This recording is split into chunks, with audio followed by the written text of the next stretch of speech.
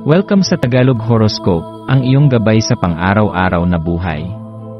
Hatid namin ang pinakadetalyadong horoscope na magsisilbing gabay mo sa pera, trabaho, pag-ibig, kalusugan, at swerte. Naway magtagumpay sa buhay ang lahat ng ating tagapakinig at subscribers sa buong mundo. Maraming salamat sa pag-subscribe at tanggapin ang siksik, liglig, at umaapaw na biyayang hatid ng Tagalog Horoscope. Ito ang iyong pang-araw-araw na horoscope para sa Aquarius para sa Abril 6, 2025. Ngayong Abril 6, Aquarius, mararamdaman mo ang isang malalim na sigla mula sa loob mo na nagtutulak sa iyo na yakapin ang iyong natatanging pagkatao bilang isang Aquarius. Ang iyong kaluluwa ay namumuhay sa kalayaan at pagiging natatangi, at ngayon ay isang perpektong pagkakataon upang galugarin ang mga katangiang ito.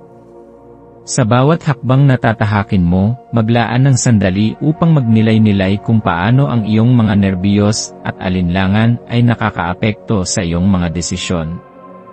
Minsan, ang mga takot at kaba ay nagiging hadlang upang makarating ka sa iyong tunay na potensyal. Subalit, ang mga hamong ito ay hindi kailangang maging sagabal. Ang iyong natatanging lakas at kapasidad na lumaban sa pag-aalinlangan ay magdadala sa iyo sa mas mataas na antas ng tagumpay at kasiyahan. Habang dumaan ang araw, baka mapansin mo ang mga bagay na nagpapabigat sa iyong puso at isipan.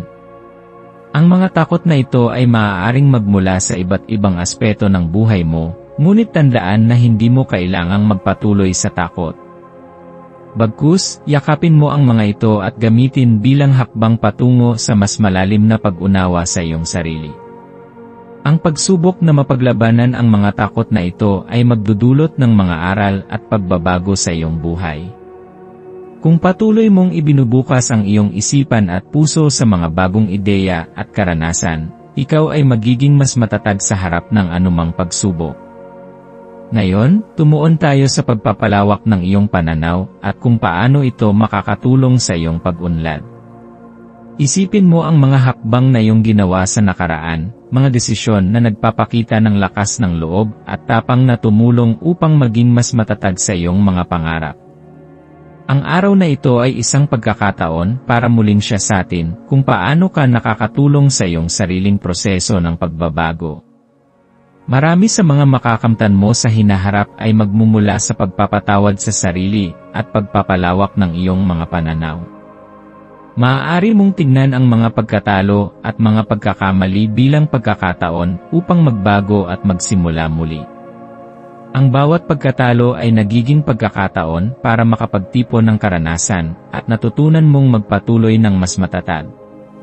Ang simbolismo ng fontana na dala ng araw na ito ay nagsasaad ng pagdaloy ng enerhiya at posibilidad sa iyong buhay.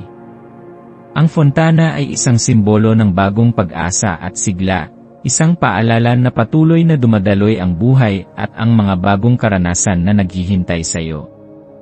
Ang enerhiyang ito ay nagpapalakas sa iyong kakayahan na magpatuloy sa pagtuklas ng mga bagong bagay at magdala ng positibong pagbabago sa iyong mundo. Isipin mo ito bilang isang daluyan ng buhay na patuloy na nagbibigay inspirasyon at lakas, na magpapalawak ng iyong pananaw sa buhay at magdadala ng mga bagong ideya na magbubukas ng mga pinto patungo sa mas mataas na kaligayahan at tagumpay. Patuloy mong ipagpatuloy ang pagpapakita ng iyong pagiging bukas sa mga posibilidad. Ito ay magdadala sa iyo ng mga bagong relasyon, karanasan, at oportunidad na magbibigay sa iyo ng mas malalim na kahulugan at kabuluhan.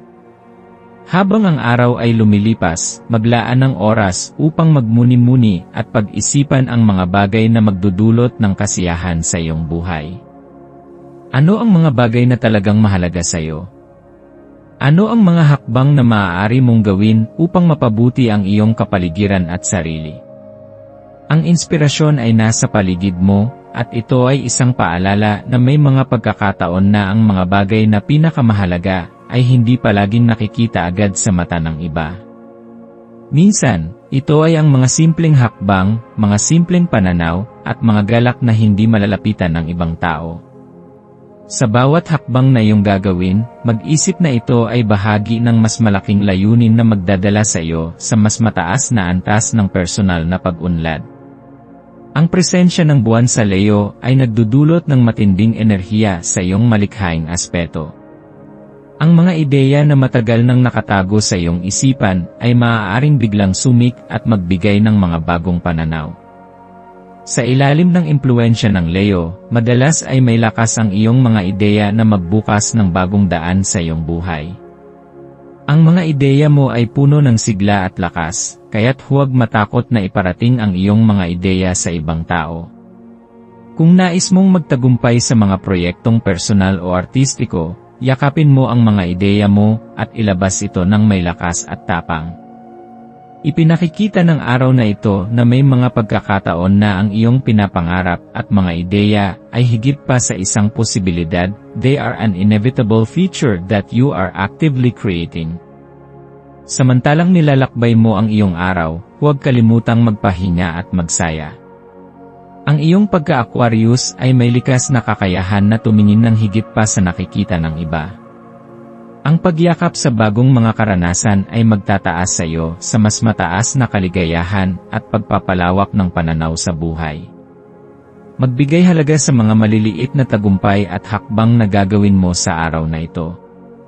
Alalahanin na ang iyong buhay ay isang patuloy na paglalakbay, isang tuloy-tuloy na proseso ng paglago at pag-unlad. Ang mga hakbang na ginawa mo sa ngayon ay magdadala sa iyo sa mga bagong pinto ng oportunidad na maghahatid ng kasiyahan at tagumpay. Sa pagtatapos ng araw, maglaan ng ilang sandali upang magnilay at pag-isipan ang iyong mga natutunan. Ano ang mga bagay na napansin mo tungkol sa iyong sarili? Ano ang mga aspeto ng iyong buhay na nais mong baguhin? Ang mga tanong na ito ay magbibigay gabay sa iyong pag-unlad at magdadala ng mas mataas na kahulugan sa iyong mga desisyon at hakbang. Patuloy na magtiwala sa iyong kakayahan na magsimula muli at magpatuloy sa paglago. Sa pamamagitan ng tamang pananaw at pananampalataya sa iyong sarili, ikaw ay patuloy na magtatagumpay sa iyong mga layunin. Hindi mo kailangang magmadali o mag-alala, sapagkat ang bawat hakbang na iyong tatahakin ay patungo sa mas magandang bukas. Huwag mag-atubiling ipahayag ang iyong sarili at gamitin ang iyong likas na kakayahan upang magbukas ng mas maraming pinto para sa tagumpay at kaligayahan. Sa bawat araw, matututo ka, magpapatawad, at magpapaunlad ng mas mataas na kaalaman. Magtiwala sa iyong landas at magsikap na lumikha ng iyong pangarap na mundo. Maswerteng kulay mo ngayon ay pula, simbolo ng lakas, tapang, at enerhiya. Ang pulang kulay ay magdadala ng sigla at lakas sa iyong mga hakbang, kaya't isama ito sa iyong kasuotan o mga aksesorya upang madama ang dagdag na lakas at tapang. Ang maswerteng numero mo ay 3, 9, 12, at 15, mga numero na magdadala ng swerte at magpapalakas sa iyong desisyon ngayong araw. Ang mga numerong ito ay magbibigay sa iyo ng inspirasyon at lakas upang magpatuloy sa mga proyekto na iyong pinagpaplanuhan.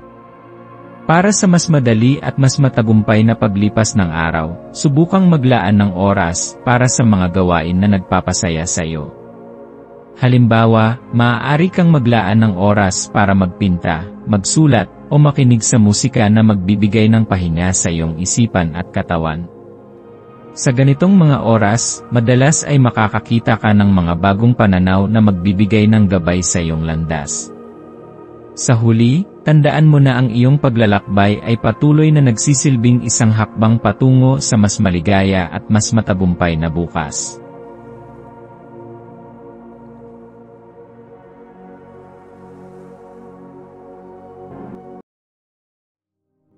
Tayo ay magkaroon ng kaunting sandali upang ipagdasal ang lahat ng mga dalangin ng ating mga subscribers, na sana'y matamo nila ang kanilang mga pinapangarap sa buhay, magandang trabaho, mabuting kalusugan, payapa at masayang pamumuhay, at siksik, liglig at umaapaw na biyaya at kayamanan.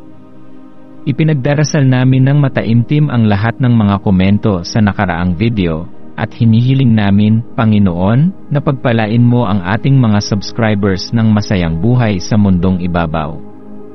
Maraming salamat po. Maaari kayong mag-subscribe sa aming channel na Daily Prayer, kung saan nag-a-upload kami ng pang-araw-araw na Catholic Gospel Readings, Reflections, at Daily Rosary Reading para sa lahat ng misteryo ng araw. Tulungan ninyo kaming buuin ang community na ito at mag-subscribe na. Ang link ay nasa description box.